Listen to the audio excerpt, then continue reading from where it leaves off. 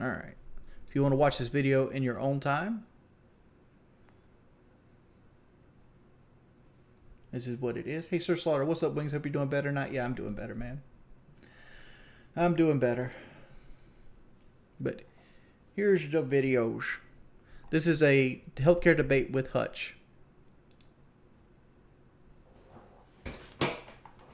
I need to start it over. I didn't have it ready.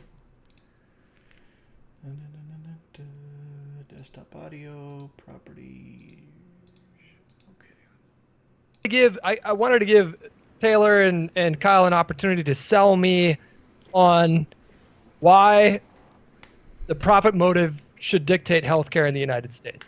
Why did we decide that the profit motive isn't appropriate in governing things like police departments and fire departments, but it is the right call for healthcare? That's my question. First of all, I disagree with that point. I wish that police departments and fire departments were for profit, but that's a separate issue. I do believe that healthcare should be fire free. Departments, not police. I want to make a point here. And granted, I don't know what this video states, so they might make this point in the video. The fire department being for profit is a terrible, terrible idea. Same thing with the police. And here's why. Just imagine that your house is on fire.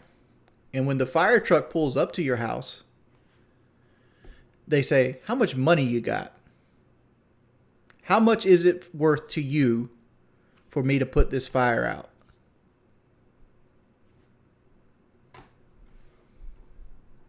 Around here, we have volunteer fire departments, and they come house to house, and we all give them a large check every year. Okay. You know, a couple $100. Then never mind. Sorry.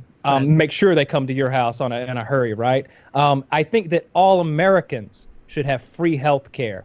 And I think that the way that we still have an impetus there for pharmaceutical companies, big pharma, to move forward with innovations and for...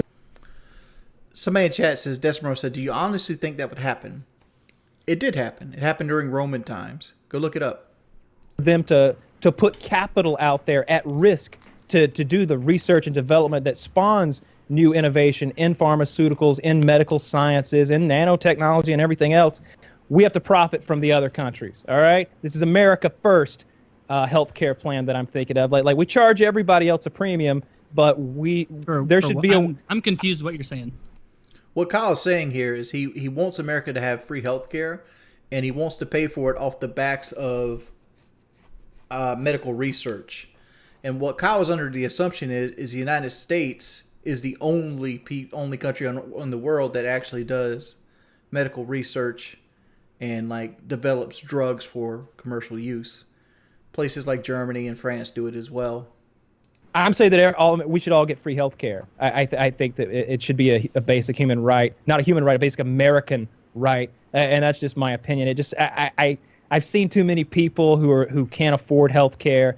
I've seen too many people, and maybe there should be some regulations. There should be some rules. One thing to say is like the health care versus health insurance thing. It's like those often get confused. Like you can have insurance and still not have access to health care. Like for example, lots of people are on Medicare, and more and more doctors every day are saying, no, I don't get enough government reimbursement, so I'm not taking on Medicare customers. So you can say, hey, I'm covered, I got Medicare, but there's still no health care, even though you have the health insurance.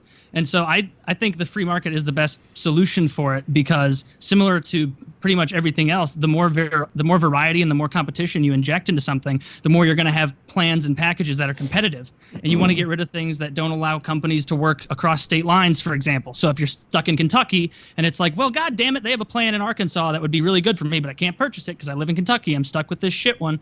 Like that doesn't help. The more free it is, and of course that doesn't mean do whatever the fuck you want. There's still government regulation that's needed. But for the most part, when you allow companies to make different plans, like, for example, Obamacare forced pretty much every policy to cover things that someone like me or Kyle or Hutch or Woody wouldn't need to pay for. I don't need pediatric dental care.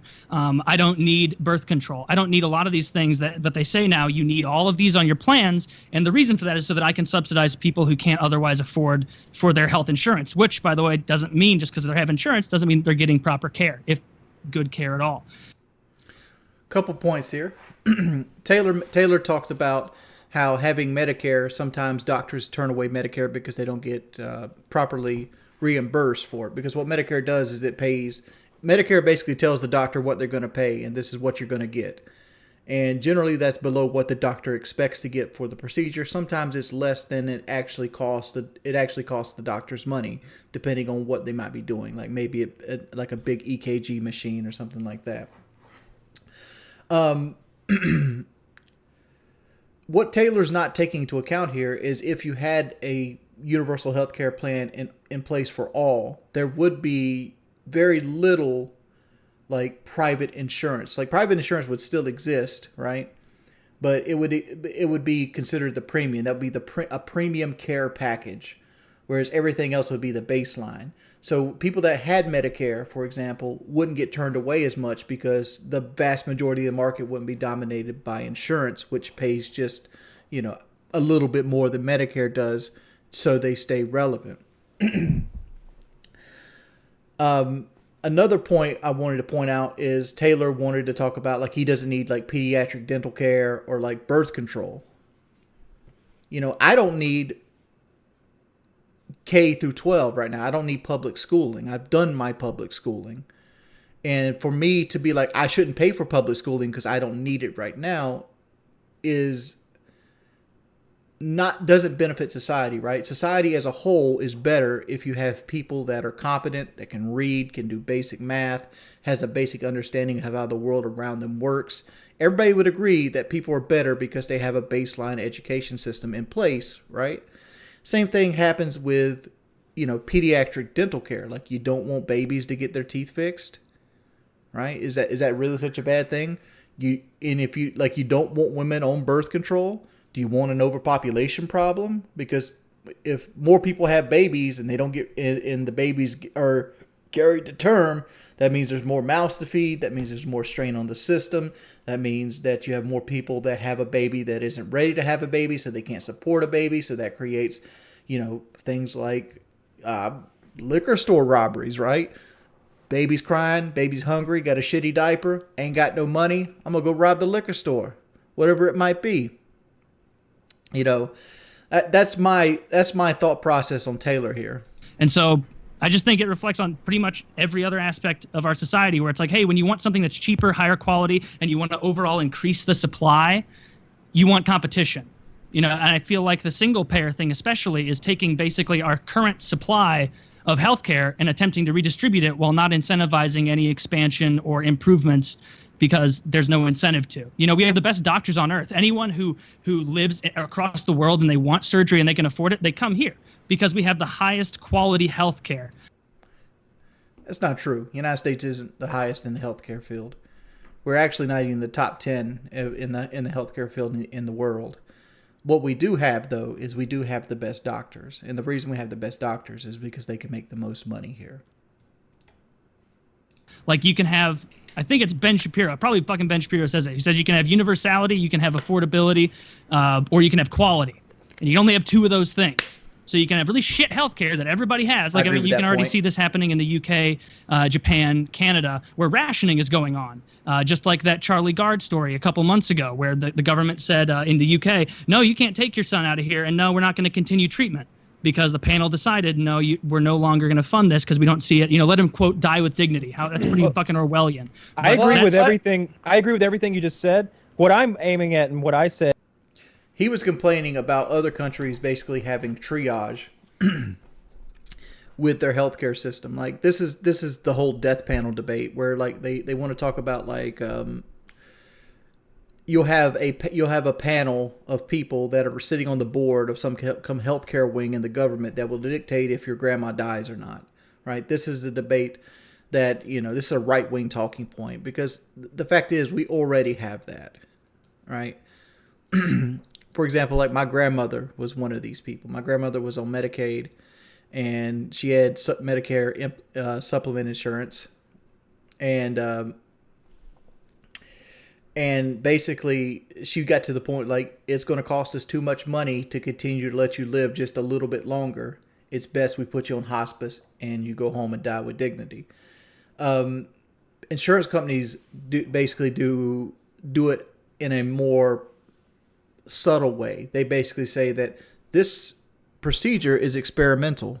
You know, anything that, you know, that you might want to try to fix your loved one could be deemed experimental if it's too expensive for an insurance company. And you essentially have death panels that are corporate owned versus government owned. Like, doesn't make them any better, but we're already dealing with that problem even in our current system. That is more about the eventuality, the what occurs. I think that every American should have as much health care, forget health insurance, just forget that, have as much health care as they need, right? Well, everybody wants that, yeah. Yeah, and whatever it takes to get that, I'm for that. Dude, but I agree with everything you just said. Like, that's the thing with, like, the both sides. I think too often we impose motive on the other side when it's like, I truly believe sincerely that both sides want people to have health care. They want the highest quality thing. There are just wildly different points of view on how to get there. One side thinks that, you know, you need to have the government in charge of it to distribute it correctly. And the other side thinks, no, let people make their own decisions. And these companies are going to compete to the point that drives the price down, as it does, you know, unless that there are regulations across state lines. That happens with internet companies where you're forced into one company because of regulations that the government says. Oh, same thing with EpiPen. You know, where EpiPen was so expensive over here, not because of some, you know, it was corporate greed on behalf of EpiPen, sure. But what facilitated that was the fact that the government said, all right, those epinephrine pen manufacturers in the UK and Germany and Japan and whatever, they can no longer import here. And so then that facilitated that greed on behalf of that corporation, EpiPen, you know? He's basically doubling down here why it's bad to have corporations in medical area. Like he just stated, like you put an import ban on like epinephrine pens, and what happened is the people in the United States that made epinephrine pens saying like, yo, we can charge what we want to charge for these now.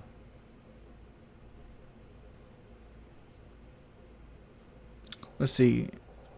The government needs to ban crappy chemicals in food and enforce a sin tax. What is a sin tax? Well, the question I have is when you have a country like the United States, where I think over half of everybody that lives in the United States is living paycheck to paycheck. If I'm not mistaken, I'm just pulling this out of my ass. I'm pretty sure I read something recently that suggested that.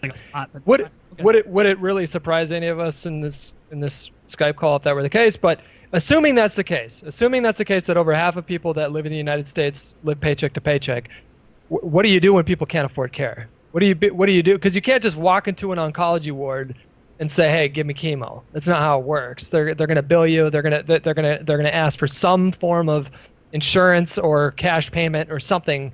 They're not going to just hook you up to an IV or give you, walk you out of the hospital with a prescription for something. You need money to get that done. So what are you? Are we actually suggesting that we let people die, well, I mean, so that the free market can spawn innovation? First of all, I think it's not totally fair to say just let people die. It's not like people were dying in the streets before 2012. And also there's very little evidence that shows access to Medicare actually improves livelihood or life expectancy, because you can have, like I said, great. Here's a point I like to make. They were dying in emergency rooms. You guys ever see the movie? You ever see the movie on, I think it's Hulu, it's called Waiting Room? Or it might be called The Lobby. I forgot what it's called, but it's basically like a documentary that takes place in like a California hospital over the period of 24 hours. And one of the things that kind of stuck with me there was like they had like 3 people in the emergency room that were well enough to be let back out, but they had nowhere to go, right? So they would keep them in a bed in the emergency room just because if they let them back out during the winter, they would possibly freeze to death with their conditions. So like the fair that they're not dying in the streets, you know, that all depends on where you're looking at. I'm sure there's homeless people that freeze to death every fucking year, right? And I'm sure there's people that, you know, die in their home because of something that could actually be preventable, right? I mean, like there's cases all over of people like actively avoiding COVID-19 shots and dying of COVID-19 just because they don't want to get it. Insurance from Medicare for all, and then you walk into that oncology department and the oncologist goes, "I'm sorry, I don't accept Medicare." but I have insurance. Yeah, you do. And we don't accept it here because we don't get reimbursed to the extent that it makes it viable for us. And so it's just another one of those things where it's like, yeah, in thought, you want everybody to have insurance, but practically that insurance doesn't necessarily correlate to the care that you need. Chief Keith Santana donated $7 Canadian. He asked me, how do we talk to girls? He's nervous and far too nervous. Generally, if you want to talk to a female, that nervousness is that you're unhappy with yourself. So I would suggest that you should work on yourself more if you're at that point that you're so nervous that you don't want to talk to girls, because that's a low self-esteem issue. You got to remember, girls are just like you. They want the same things you want to do. They want to poop, they want to eat, they want ice cream, they want to play music loud, they want to drive cars fast. They got to be instead of a P. Well, the Graham Cassidy bill, that the one that they're trying to vote on in the next couple of weeks, they allow states to decide whether or not they're going to keep or maintain. Somebody makes a point here in the chat, and he states, it's Metal Doomer, why should my tax dollars go to house-ridden people such as yourself who refuse to lose weight? First off, I'm not house-ridden. I'm perfectly capable of getting up and moving around. Second off, the vast majority of, I would be an outlier in the medical field, right? Obesity kills a lot of people. Bad diet kills a lot of people. But a guy my size or super morbidly obese, right? Generally, those people are outliers, right? The vast majority of people either have underlying heart conditions, they get in automobile accidents, diabetes, things of that nature. Because no matter how much you prepare for yourself, you can't avoid a wreck, right? Somebody running a red light and T-boning you is not something that you can plan for. You don't have contingency plans for that. You could say the same thing. What if, somebody smokes or somebody drinks, or what if somebody puts something in your drink? There's all kinds of ways that you can end up needing medical care. To be I don't want to pay for your medical care because you eat a lot of burgers. Dude, you should just be happy, and you should want to help people. That's the crux of it all. Existing protections for... We're not talking about deaths, Fire Eater, right? We're not talking about deaths at all. Because if you're dead, you don't need medical care.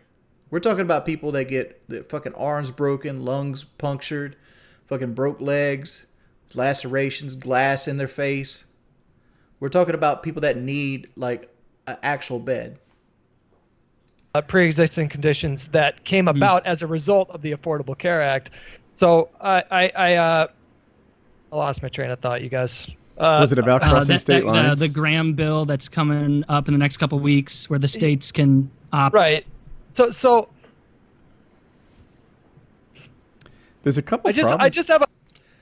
Cameron Thomas goes and says, what if someone goes into debt because they spent over $50,000 on mobile games?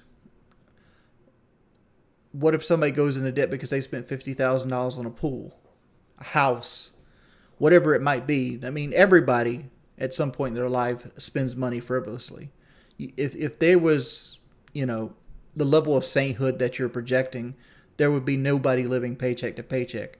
Not even McDonald's workers, because they're so good with their money and they're so well adjusted that they always plan for the unknown future. But that's not how life is. Life is the unknown, right? You never know when something is going to happen. Your alternator failing prematurely, right? And the fact that your alternator on your car is buried into the serpentine belt, and it takes 5 hours to get to it. Now all of a sudden you have a $1,200 bill, or you can't get to work, right? These are things that you can say, it doesn't matter what somebody does. People should still be taken care of, because that's the status of what a good country is. Not so much as I want to place blame. Placing blame fixes nothing for the most part. Hey, Chase. Yo, okay, some Siege with me, bruh? Are you on PlayStation? If so, shoot me a message on Twitter. I'll add you and we play some. I just have a problem, like really. What you said about Medicare too, as far as it's the evidence being lacking that it leads to a longer life. That's actually really disputed. I've read a bunch of articles on both sides, so I'm not sure that that's established fact. I'm sure you can find a lot of people that will say that Medicare say. Hutch is having a hard trouble here, but like, because even if there's a study that having access to health care for like elderly people, like Medicare, for example, doesn't increase their lifespan, I would argue that it increases the quality of their life a lot, right? They don't have to deal with rotting teeth. They don't have to deal with not having teeth. They can get dentures. They can chew their food. They can have medicine that eases their pain. You know, you don't have to live, because like, for example, like you can live in pain, right? If your back hurts every day of the rest of your life, you're not going to die from back pain. But what it can do is make your life fucking miserable. And even if it doesn't make you live longer, the quality of life that you live would be much greater with Medicare versus not having any kind of health insurance whatsoever. Save their life. I don't know. You guys, I just have a really difficult time wrapping my head around this idea of just letting people stay sick because they can't afford care. That to me seems like Yeah. the I don't like that either. The Republicans wrap it in this package like we're giving you more freedom to decide, but for a lot of people, what they're giving them the freedom to do is not afford coverage. It doesn't matter if they have more freedom. If you only have, $500 extra money each month out of your paycheck that's not going towards bills or your kid's school or clothes or food or other basic necessities, then what's the point? Rotting teeth are not almost always eating too much sugar or carbs, right? For example, say you're eating something like, this might sound weird, but like corn, for example. Like say you're eating corn and like one of the corn kernels are hardened up. And say you bite down on that corn kernel and it actually puts a hairline crack in one of the crowns of your teeth. It goes, ooh!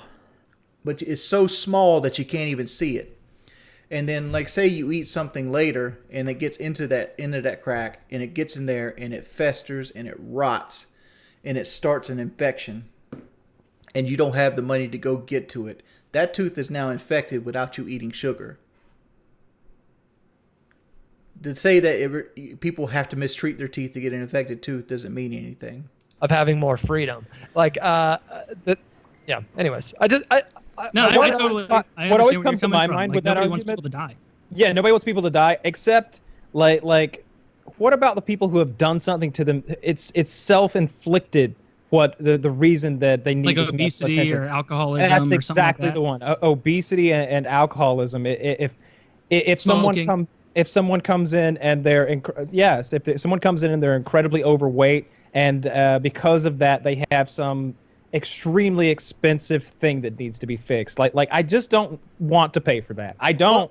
It's So a slippery slope, though, right? Is the premise that we're just going to everything's let these... self-inflicted to some extent, almost, right? I mean, you could definitely argue my broken leg was self-inflicted. One chicken leg at a time. You did that that happened like this. I One know. day it happened. I'm and responsible that's how, for my decisions, though, right? I mean, every surfer, every extreme sport guy, every paraglider, every hang glider, I don't know, like pick your poison, Woody's right? spit facts MMA right training dude. Here's the difference, though. Like, when you eat that chicken leg, you know it's making you fatter. There's no fucking doubt you're getting fatter. But when... Well, what Kyle's failing to mention here is when you overeat that chicken leg, right? Gluttony, which, I know a lot of fucking about gluttony. You can see me. I look like the Michelin Man. Gluttony is a choice, right? But gluttony could be a bunch of other underlying issues that you don't take care of. Could it be that you don't love yourself enough? Could it be like a chemical imbalance in your brain that makes you always want to eat? Could it be some sort of anxiety? Whatever it might be. Like, you can make the same argument, like, what about people who lift weights? Lifting weights know that you're going to be tearing the muscle fibers in your muscles. What if you do it just a little too much? You lifted those weights one weight at a time. Oh, you tore your muscle? We shouldn't pay for it. You can't go into like these small intricacies of like who deserves care and who does not deserve care, because that's always going to be goalposts that can move left or right. What you need to do is just make a huge over-encompassing net and be like, all right, some people are going to slip through these cracks, and that's okay, because the vast majority of people are going to be better because of it, right? People always want to point at welfare queens in this example and be like, this person has 8 kids and she's living with off child support and welfare. She's a welfare queen. She has the easy life. She sits home, watch Ricky Lake and Oprah all day. Well, all right, you have a point. You know, she's living an easy life just because she decided to make a bunch of kids, and all those kids are now, you know, a strain on the system. But what about all the elderly people that we're actually helping? What about the people that are working 2 jobs that happen to have diabetes that can't afford their medicine? What about people that, you know, might have been born like a child that's autistic or whatever it might be? You know, those people need help too. And just because you want to tighten down on this person over here that might be a welfare queen means that these people over here might not be able to get coverage as well. Like, being nitpicky like this doesn't help anybody. When you drive your car, or when you step outside of the safety of your home, or when you fly through the air, that the expectations are safety. That is what if you thought that 100%, like, yeah, I'm going to break my leg today because that's just what happens when you fly, that's a different story. If you broke your leg doing jackass stunts, working for the film Jackass, well, I don't know if we're going to cover that, bucko. Sorry, Johnny, you're going to have to be putting those catheters in and paying for yourself. But every time you eat that chicken, like 100% guaranteed, you are absorbing those calories, unless you develop a very healthy government-sponsored eating disorder. I hear you. All I'm throwing out is there's a slippery slope counter argument to be made on that. On the capitalism thing that Taylor was saying, I mean, my listeners have heard this before. I feel like capitalism solves 99.9% of problems. I like it for almost everything, but there's a few. We mentioned the fire department. I swear, like, if your house is worth $300,000 and the fire department says, we'll save it for $250,000, then you're like, I guess we got a deal. Rome. Yeah. Yeah, but that's not a great plan. You know, it's way better to have a government-run fire department, I think. Police department especially, right? There's an area where I don't think capitalism works very well. Otherwise, I disagree with Kyle on that. Otherwise they wouldn't serve the poor very well, and it would be a very unequal justice system, worse than now. And you go to healthcare, and I feel the same way, you know, like you're dealing with people under such duress who will pay anything, who will mortgage their entire future until the day they die, right? You know, if they say, look, we can solve your kid's cancer, but it's $1 million, and that to you is a lifetime of earnings, you'll probably be like, yeah, I guess I'm scheduled for this lifetime. What can you do? That's what I'll be buying. What can you do? You have a baby that's born with like a tumor on their fucking head or something like that. Are you going to be like, no, put the baby down, I can't afford that? No, you're not going to be like that. You're going to be like, no, save my baby. That's what you're going to do. You're going to be like, save my fucking baby. And that's the reason healthcare shouldn't be for profit right there. Because remember when I talked about earlier, what happens if the fire department showed up to your house and they say, how much money you got? You know, that's why fire departments shouldn't be run by capitalism. It's the same reason why fucking healthcare shouldn't be run by capitalism.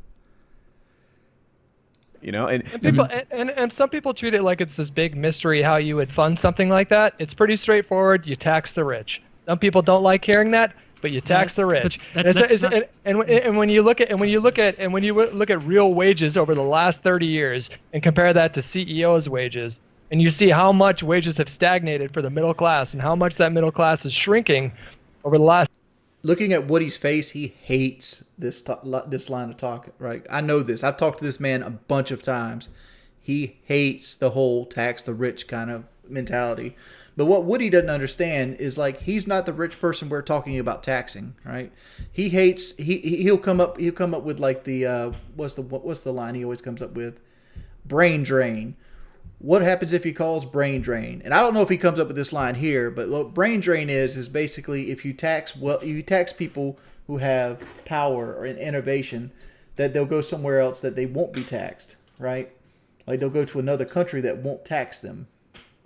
Because like you lose all your great thinkers and your great minds of your country because like you take so much of their wages. And you know, that's another thing that you could debate, and I'm not going to go into it right now. But like, let's see what Woody talks about here. Several decades, I don't feel bad asking for the wealthiest 1% in this country to be taxed more to subsidize this sort of thing. There's another thing I wanted to get out there. And Hutch, I think you're right. These consumers and these workers have made these CEOs and wealthy businessmen and bankers rich for centuries now. So I don't think it's too much to ask that they... I am on the same page as that. And that's what Obamacare did to some extent. They taxed the rich and redistributed that money to health care for everybody else. The crossing state lines thing, and just so people know the counter argument, we've seen it with banks, right? If you look at all the banks, they're based in like Delaware, or Charlotte is another big one, and it's because those states have really favorable laws for the banks. If you want to base your bank in like Missouri, I'm not even sure about that one, then they may have laws that protect the consumer a lot more than Delaware, so I'm not founding my bank in Missouri. That would be ludicrous. That's the same thing with healthcare. And the problem with healthcare, a lot like financial instruments, is that we had a $10 super chat come in. Do you agree or disagree with companies mandating their employees getting the COVID vaccine? Here's my thought process on this, Pray for Wolves. My thought process on this is like this. If you were to fall down and break your leg right now, you wouldn't set that leg yourself. You would get in a car, you would drive to your local emergency room, and you would sit there and you would wait for an emergency room doctor to give you an x-ray to see how the bone was broke. He would then determine what you would need to fix that. He'd put it in a cast, he'd put a splint on, whatever it might need to get that leg back healthy. If you were to get COVID-19, I can't say this with 100% accuracy, especially in today's climate, but the vast majority of people who get sick from COVID-19 generally go to the hospital or they go see their doctor because they don't know what's happening to their body in it. And the reason they do that is because every time they went to their doctor beforehand when they were sick, they got better, right? It's a history of like choices that they see and they reflect on, and they continually go to the healthcare system because the healthcare system generally gets them better, right? So why would you trust the healthcare industry to put stents into your heart after a heart attack, but you don't trust them with a vaccination that's designed to alleviate designed to lessen the chance of you getting COVID-19. And if you do get COVID-19, it won't be as severe because your body knows how to fight the antibodies, right? Why are you against that? Because if you decide not to get the vaccine and you get COVID-19, you're going to go through them anyway, right? Because you're not going to lay in your bed and die out of principle.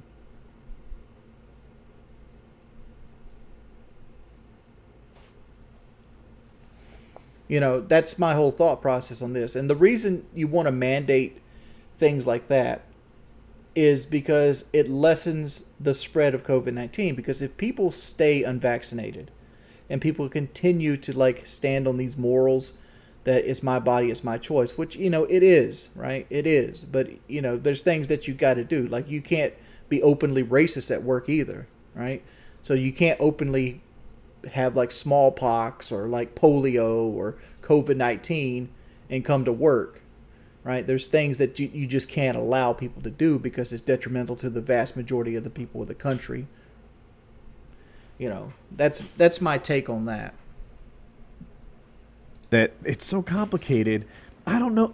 I think I'm a pretty smart guy, and I've read a lot of, you know, college level stuff in my lifetime. And if you hand me my healthcare plan, I feel like I still might not get it. I might not understand what it is, the difference between a Missouri plan and a North Carolina plan, and I could get fucked. And there are other people, this is so arrogant, who aren't as smart as me, who will definitely get fucked.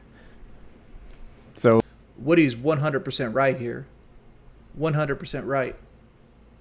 That, think about it like taxes. Like, the vast majority of people don't understand taxes, right?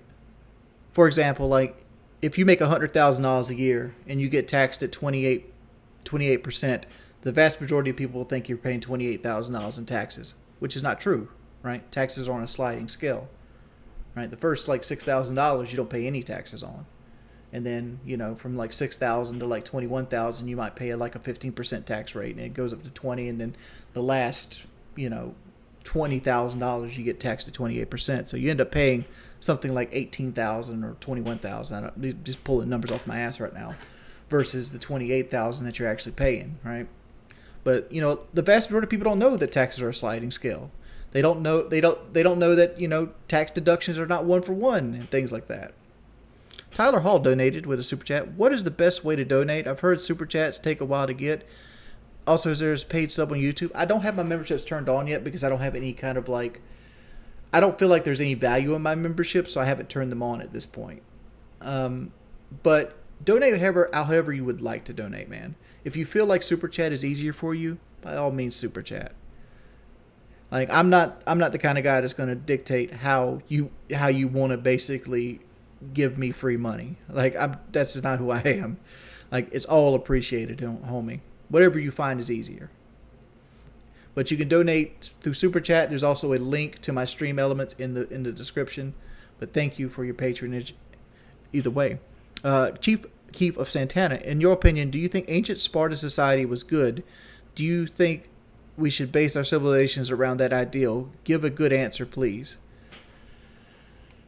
I don't know much about the ancient Sparta society, but I do know that they would kill any baby that wasn't in good health, and they would kill the vast majority of like girl babies, right? And like, I don't see that. I don't see that being a good base for society, right? Because because Sparta valued male babies way more than they did female babies, because of like you didn't need as many females around as you did males, because one female can have 3 or 4 babies, and if you had a female that had 3 or 4 female babies, she was considered worthless, right? Because she had the predominant female gene in her. And to me, that's sexist in a way, and I don't think you should base your society on that, right? Sparta as a society failed. They might have been great warriors, but like they succumbed to the same things that all republics do. Guy from Twitter donated $10. Hey man, I'm sorry for everything I sent or replied to Twitter. Hope you're doing okay. Love you, man. Keep your head up and stick around. Watch some reactions. Well, thank you, dude. Thank you. I think we're gonna finish up here. I'm not gonna watch this entire video because I want to get to the next video in line here, which is a much more fun video. We're going to do the Syndicate 1v1. Oh, that's the state line counter argument. You know. Well, I mean, another argument to the state line thing is like, that doesn't mean that all banks are based out of Delaware. Like Missouri is a market, and there are lots of banks here. Just using Missouri as the example, like there's still where there is businessmen will find ways to make money and provide a service as long as there's someone there to buy it. And that's just my point, is that if there's incentive of these companies to compete with one another, they'll go, hey, these people with pre-existing conditions, that's a market we want to get. We'll make a high-risk pool for those people, and we'll have plans specific for them. Oh, what about young white guys or young, women or whatever? And theirs isn't as expensive, and so we'll make a custom-tailored plan for them that's cheaper and better. Like, it's just a matter of forcing these companies to provide. And I mean, you can tell that the insurance companies they don't like it. They pull out all the time out of states. And that's part of the reason they were able to provide these in the first place to some people, is because of the billions of dollars they got in bailouts from Obama, because basically they were paying for them to be able to provide those plans that were otherwise economically not feasible. Because incentives, and that's the thing bailouts, but yeah. Sorry. And the thing with pre-existing conditions, like it's not nice, but it is a fact of life that a pre-existing condition, like if I'm buying home insurance, if my house burns down, I can't then go buy home insurance, because then I'm just purchasing the reconstruction of a home for the price of an insurance claim. And lots of people are just going to go, why the fuck?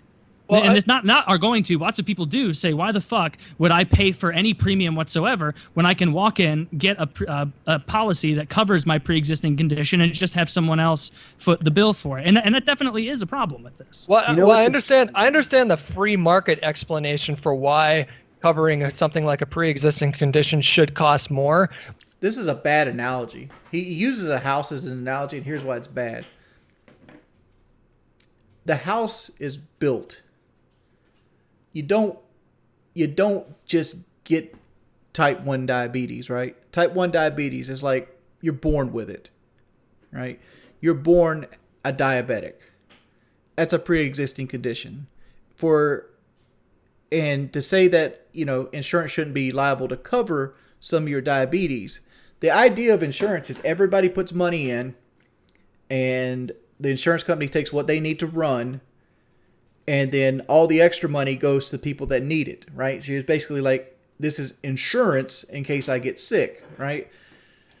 And like, I understand that there should be maybe like a time limit, or like, say, for example, like carpal tunnel syndrome, right? It's something that you can live with, but you eventually want to get fixed, and maybe there's a sliding scale, right? But like not covering but carpal tunnel would also be considered a pre-existing condition. Like if you get carpal tunnel when you don't have insurance and you get insurance, you can't get carpal tunnel fixed with your insurance because you had it before you got your insurance, right? And I don't think that's right either, because like that's something that you're paying for. You're basically putting your money into a system, and that system says, we'll pay for you if you get sick or you're hurt or if you're not where you're at right now. And maybe you have to be on that system. You need to pay in 6 months, so you just can't or maybe a year, or maybe 2 years, whatever it might be. So you can't be like, jump into the system, pay your first month's premium, get the surgery, pay whatever you got to pay, and then get out, right? You want to avoid that. But like to say that you shouldn't cover pre-existing conditions is terrible.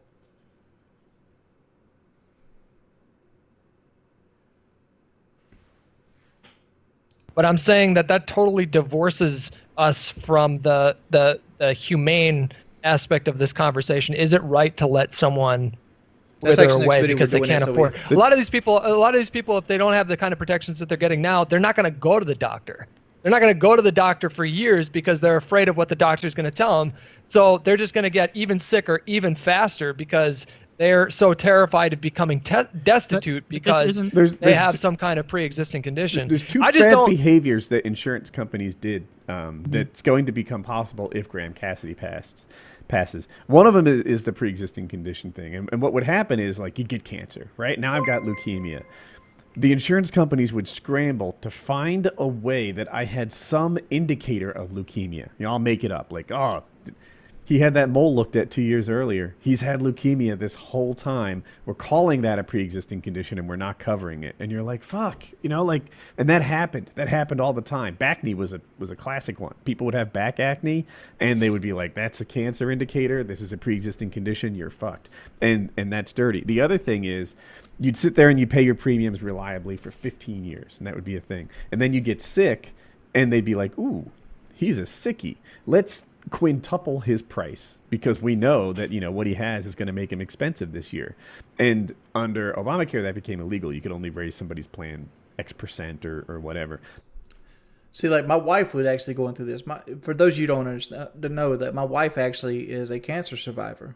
She's had thyroid cancer, and we have to keep in mind that if she would ever switch jobs, or if she wanted to switch jobs, she has to worry about a lapse in coverage, because if pre-existing conditions are not covered, when she switches, her cancer is now a pre-existing condition, and cancer is very expensive.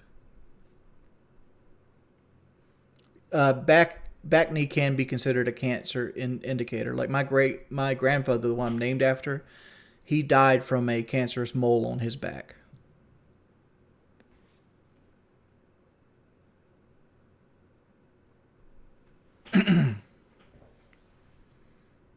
But under Graham-Cassidy, it will become legal again. They can just charge you premiums forever, and then if you get sick, then they can either price you out to where you can't afford health insurance, or price you up to where you don't. Like, what's the purpose of it? Yeah, or lifetime caps too. If you reach like $1 million threshold, then they're not going to cover you for the rest of your costs.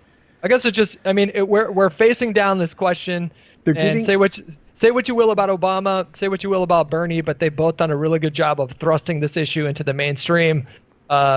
People like Michael Moore tried to do it as well. Hillary Clinton tried to do it for a lot of years too. But the question that we need to ask ourselves is: are we going to let sick people get sicker, or are we going to let sick people die? I think another good question to ask is: how do we provide the best possible health care to as many people as possible?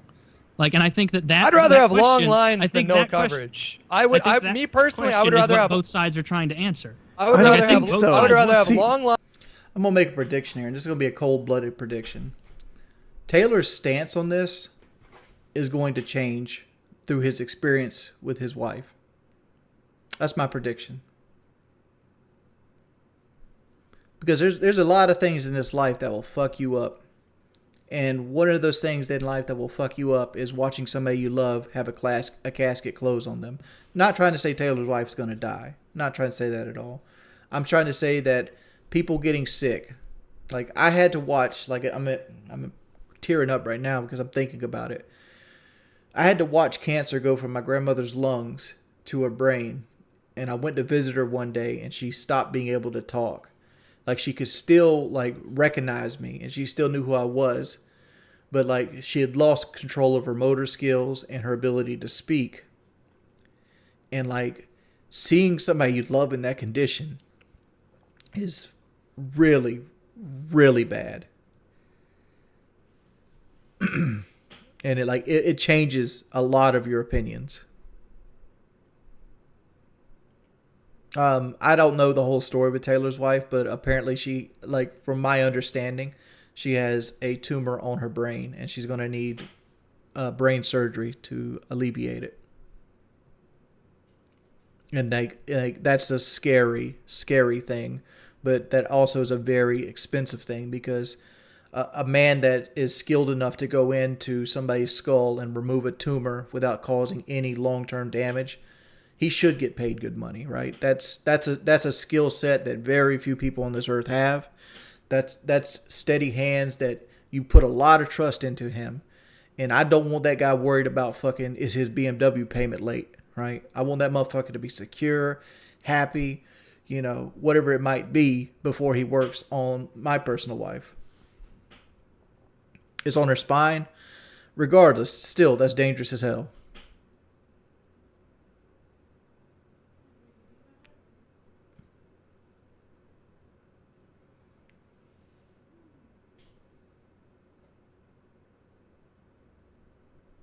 Right. So people in chat are correct me. It's actually a bleed on the spine, and it's not a tumor.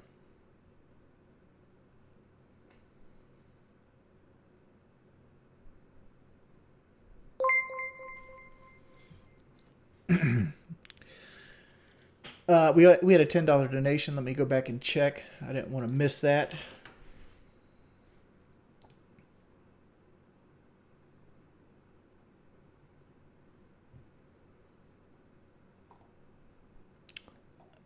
James Lazarus said, "What up, pimp? My first donation to a streamer. Love your content. Been watching your season. I got a video for you. It's Low Tier God's video. All right, we'll do Low Tier God's video as well.